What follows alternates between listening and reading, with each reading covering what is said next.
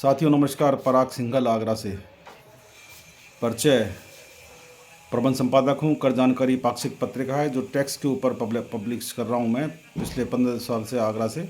और हमारी संस्था का नाम है association of tax payer and professional, जिसका मैं जनरल सेक्रेटरी हूँ।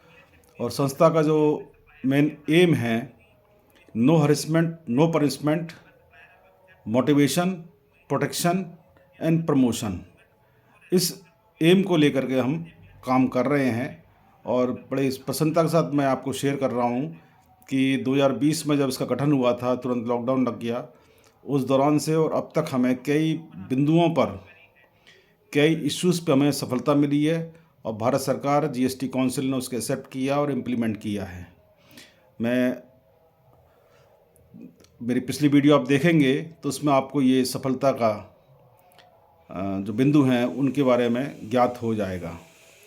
पिछली मेरी वीडियो थी आईटीसी के ऊपर। जो आईटीसी क्लेम जो करना है आप लोगों को, उसको 30 नवंबर 2024 तक क्लेम कर लेना था और उसको काफ़ी आप लोगों ने सराहा है, काफ़ी शेयर भी किया, लाइक भी किया। मैं बात शुरू करूं उससे पहले मैं अनुरोध करूंगा आपसे कि लाइक कर दें, शेयर भी कर दें अपने लोकल ग्रुप्स में, जितने भी अपने मित्र हैं या बार के ग्रुप हैं उनमें शेयर कर दें। और जिन्होंने अब तक सब्सक्राइब नहीं किया है, सब्सक्राइब करने में कंजूसी करी है, वो सब्सक्राइब भी कर दे वीडियो को, इससे आगे आपके पास से नोटिफिकेशन प्राप्त होते रहें। और आज का जो विषय है आरआईटीसी, आईटीसी और आरआईटीसी। आईटीसी वो है जो उसको आप लाभ लेते हैं, आईटीसी का जिस पे आपका अधिकार होता है उसको आईटीसी कहते हैं। जिस पे आपका अधिकार नहीं है, वो गवर्नमेंट का पैसा है, उसको आरआईटीसी कहते हैं। आपको रिवर्स करना होता है उस आईटीसी को, उस आईटीसी को रिवर्स करना होता है, ये आरआईटीसी है। तो साथियों अभी काफ़ी मामले सामने आ रहे हैं 17, 18, 18, 19, 19, 20 के, कि अनरजिस्टर्ड से ख़रीदा गया या बहुत से ऐसे इश्यूज़ हैं जीएसटी में जिसमें आपको आईटीसी का लाभ नहीं मिलना है और आईटीसी आपकी क्रेडिट लेजर में दिखाई पड़ रही है, तो उसको आपको आरआईटीसी करना है। इस बारे में सेंट्रल जीएसटी के एंटी एवेजन के भी नोटिस आने चालू हो गए हैं और जिन लोगों ने इसका आरआईटीसी कर दिया है, यदि आप 74(5) का नोटिस आ गया तो आपको DRC 03 के थ्रू आरआईटीसी करना है, और नहीं आया है तो आप अपने 3B के थ्रू आरआईटीसी कर सकते हैं। इस बारे में सरकार ने एक सर्कुलर भी जारी कर दिया है, क्योंकि जीएसटी एक्ट का सेक्शन 9(3) और 9(4) के तहत पंजीकृत व्यापारी को संबंधित रिवर्स चार्ज मैकेनिज्म RCM जिसे कहते हैं में कर की अदायगी का प्रावधान उस माल या सेवा या दोनों जो यूज़ कर रहे हैं आप पर लागू दर के अनुसार किए जाने का प्रावधान में लागू व प्रभावी है। RCM tax liability cash ledger से भुगतान करने पर ही इनपुट टैक्स क्रेडिट मतलब आईटीसी का लाभ आपको मिल सकेगा। व्यापारियों को और विभागीय अधिकारियों के मध्य इस नियम को लेकर काफ़ी अनेक विसंगतियां हैं और भ्रम भी है, इसलिए विवाद भी खड़े हो गए हैं।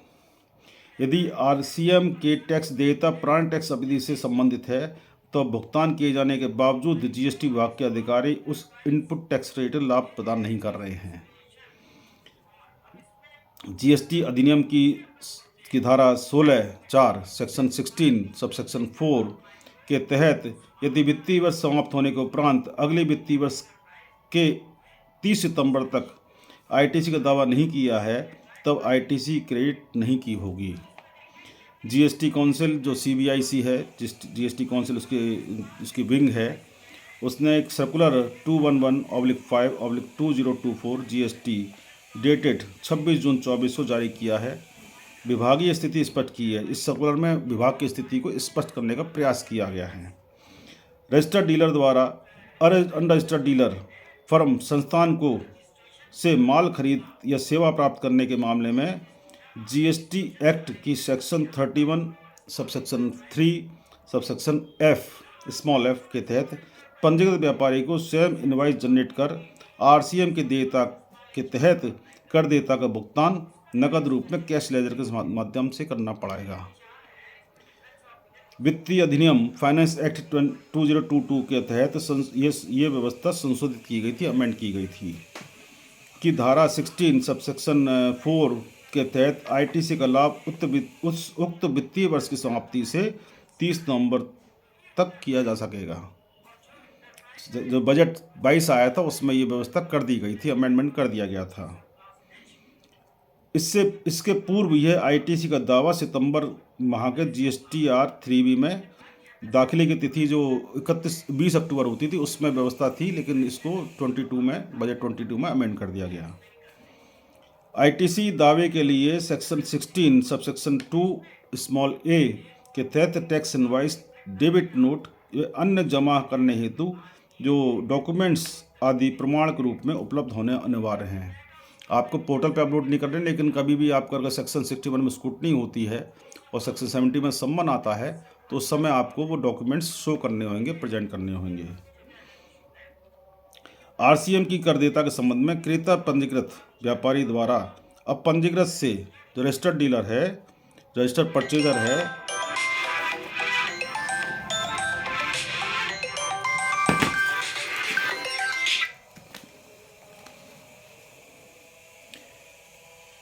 रजिस्टर्ड डीलर जो है अंडरस्टड से माल खरीद या सेवा प्राप्त करने वाले व्यापारी को स्वयं इनवॉइस जनरेट करना होगा।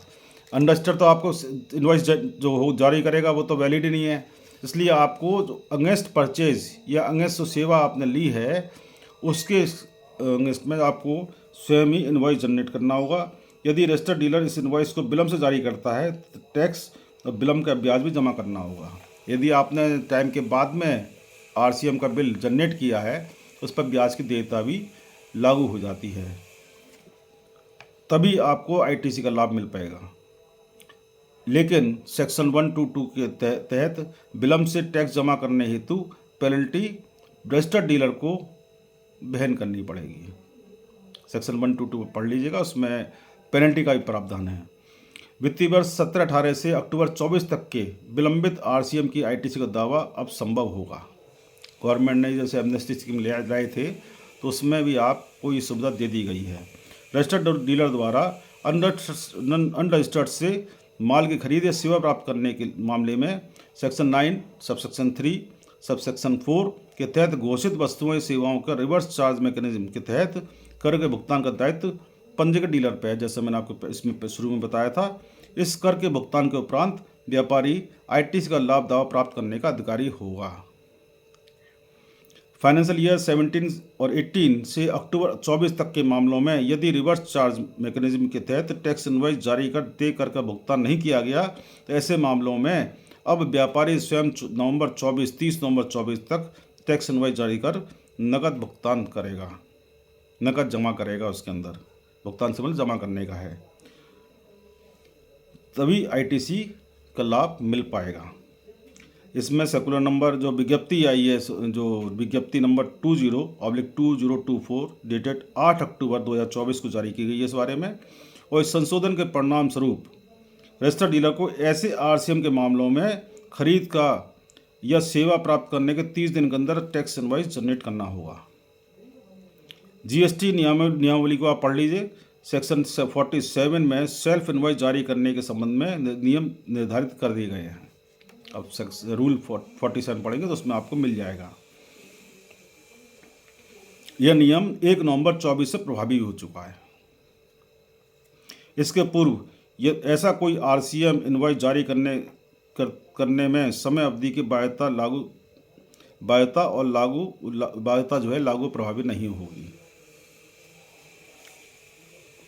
GSTR 3B जो 20 दिसंबर तक दाखिल होना है, जो नवंबर का जो आपका 3B है वो 20 दिसंबर तक डेट दाखिल करना है, आपको अपलोड करना है।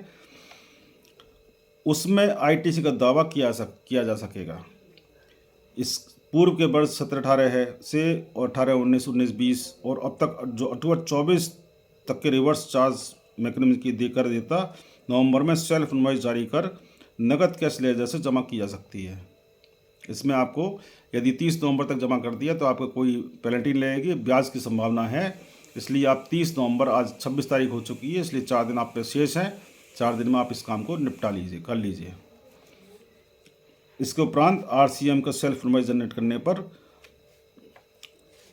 जो आपको बेनिफिट मिलना है, रिवर्स चार्ज करना है, रिवर्स के साथ बेनिफिट मिलना है वो बेनिफिट मिल जाएगा।